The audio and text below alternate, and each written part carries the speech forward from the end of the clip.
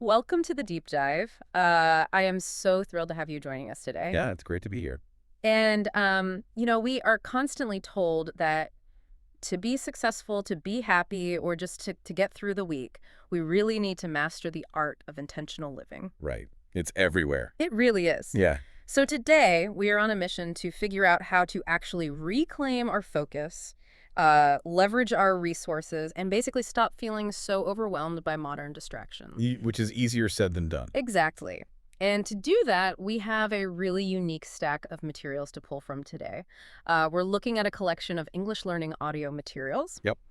These are, conversational audio lessons designed specifically to teach language skills to non-native speakers.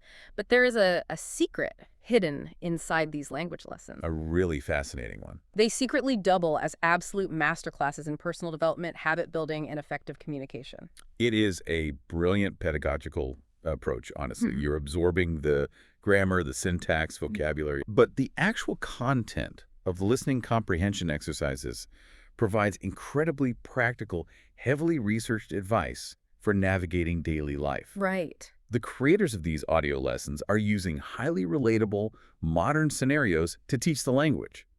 And by doing that, they end up tackling some of the most universal psychological struggles we face today. So the goal of this deep dive is to extract those underlying life lessons while looking at how the instructors actually frame them. Exactly. We are going to equip you with the practical systems these tapes outline to escape modern distractions, build effortless discipline, and really master the lost art of asking for help when things inevitably get overwhelming. Which they always do. They always do. But before we get into the mechanics of habits and communication, I want you to just stop and think for a second. Just a quick mental exercise. Yeah. Think back to your own life. When was the last time you did something completely off screen for 30 minutes and genuinely, truly enjoyed it? That is a revealing question to start with. It is, right? Yeah. Because if an answer pops into your head, immediately say, you were gardening this morning or playing guitar last night. Right, that's a great sign. That is a great sign. But if you are searching your memory right now and coming up blank, well, you are definitely not alone. Okay, let's unpack this. Because if you couldn't think of an off-screen activity, you might be suffering from a concept introduced early in the vocabulary section of these audio tapes. Brain rot. Brain rot. That- The instructors use this modern slang term to teach contemporary internet vernacular.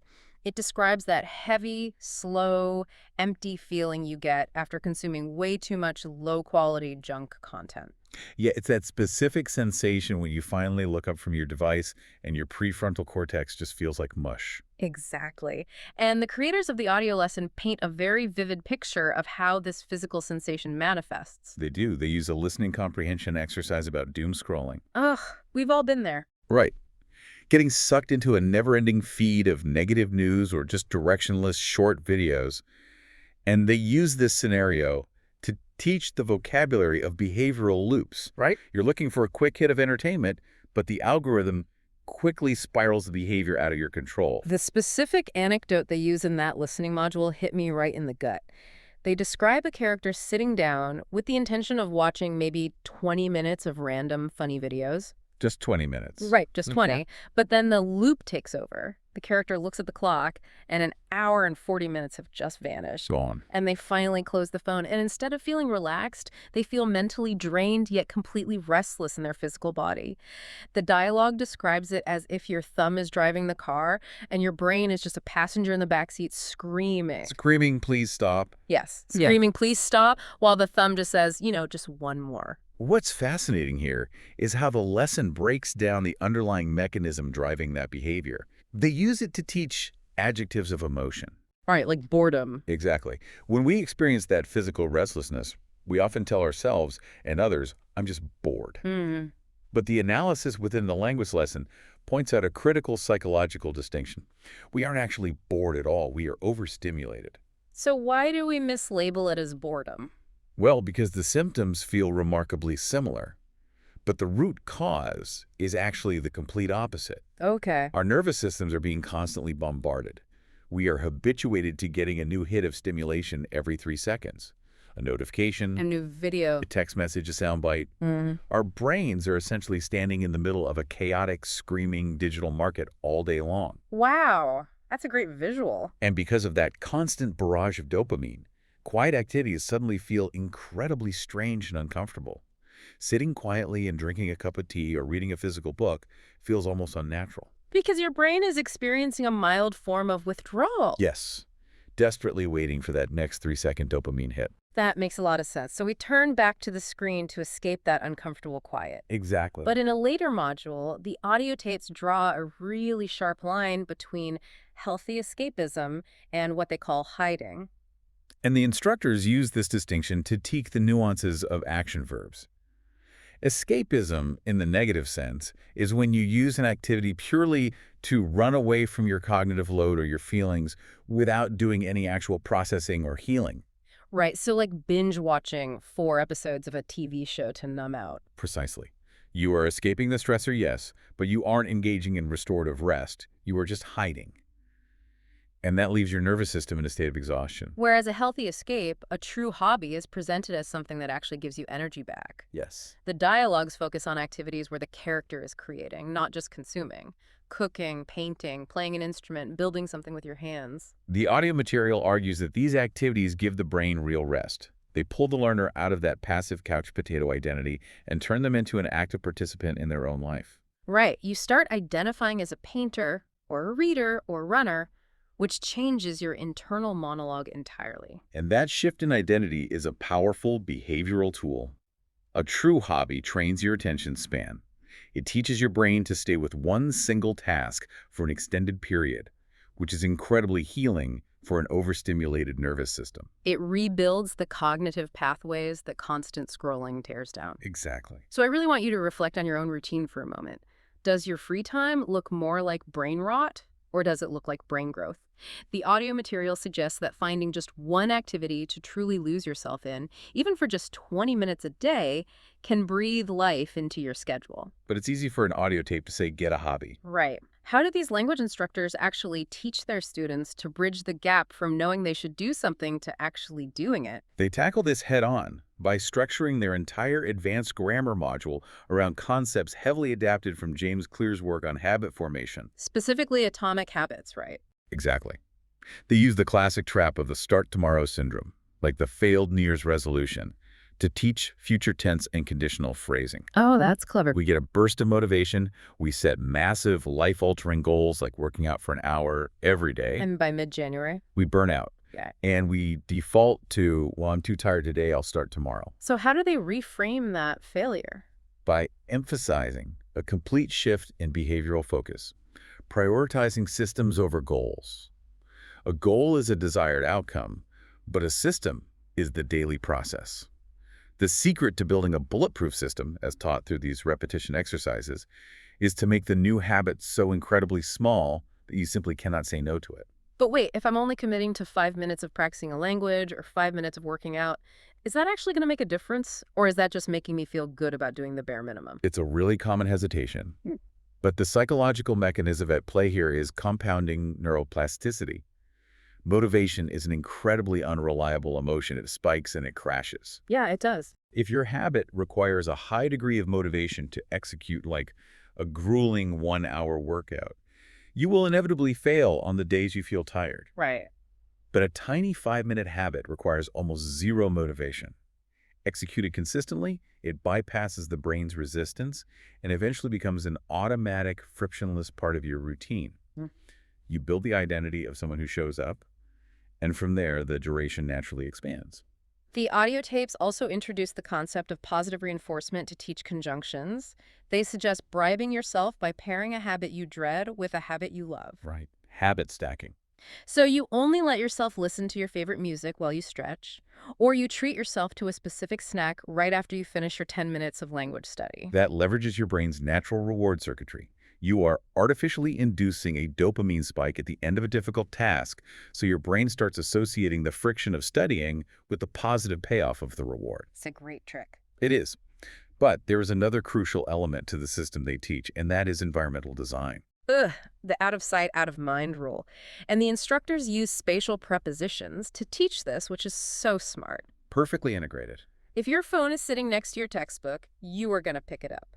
If the junk food is on your desk, you will eat it. You have to engineer your physical space to force the behavioral outcome you want. If you want to exercise in the morning, put your gym clothes right next to your bed the night before. You want to make the good habit the path of least resistance. Make it easy. Exactly.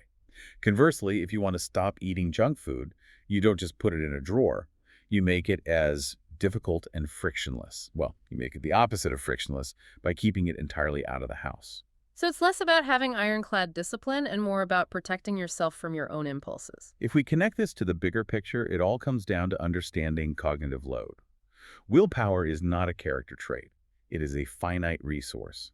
It functions like a muscle, and it fatigues with use throughout the day. So every time you resist a temptation or suppress an emotion or make a difficult choice, you are depleting that willpower muscle, Yes. which explains the 8 p.m. breakdown. By the time the evening rolls around, my system fails, my willpower is completely fried, and I am suddenly ordering takeout while staring blankly at a wall. Precisely. The language lessons actually use this biological reality to teach scheduling vocabulary. Oh, that's interesting. They recommend placing your hardest, most important tasks, the ones requiring the most cognitive load during your peak energy times, which for most people is early in the day. Makes sense. Furthermore, they teach the importance of automating small decisions, like wearing similar clothes or eating similar meals, to conserve that precious mental energy for high-stakes tasks. Here's where it gets really interesting, though. What happens when your environment design fails and your willpower is completely depleted? You hit burnout. It happens to everyone. And this is where the audio lessons transition from internal habits to external communication. Because at some point, you are going to need support, and you have to know how to ask for it. Human beings are social creatures, and the tapes lean into this to teach complex workplace dialogues. Relying purely on internal systems is a recipe for failure. Right.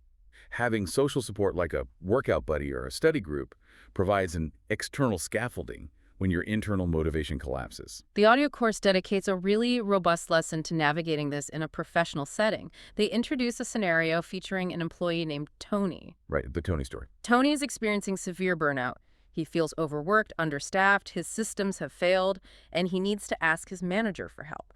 And the dialogue uses fantastic idioms here. Tony asks for an assistant to take the weight off his shoulders. It's a perfect phrase for the context, but the manager responds using standard corporate pushback vocabulary. Classic management. Yep.